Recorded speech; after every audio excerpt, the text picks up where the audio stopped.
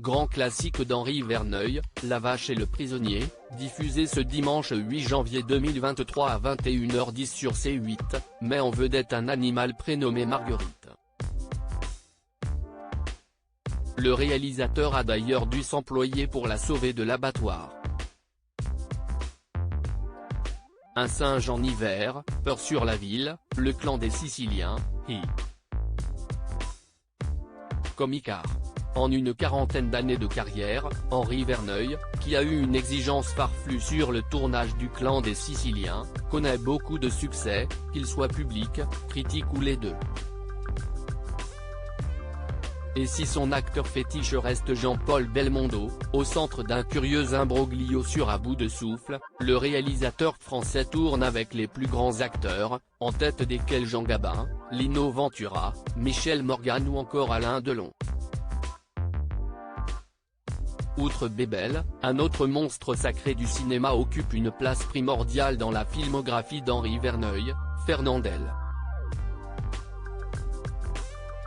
Ce dernier joue ainsi 8 fois devant la caméra du metteur en scène d'origine arménienne.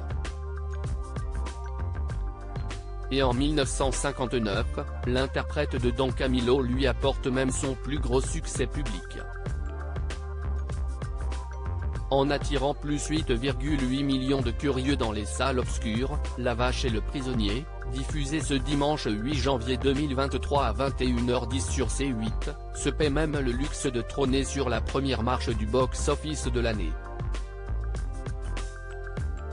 La star Marguerite, malgré un accueil critique mitigé à sa sortie, notamment en raison du succès de la nouvelle vague, le film remporte donc l'adhésion du public en salle. Pour rappel, La Vache et le Prisonnier suit Charles Bailly, un prisonnier de guerre en Allemagne pendant la Seconde Guerre mondiale, en 1943.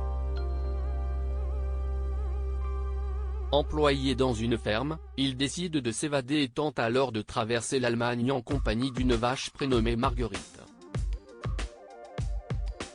À la suite du film, l'animal devient une véritable coqueluche.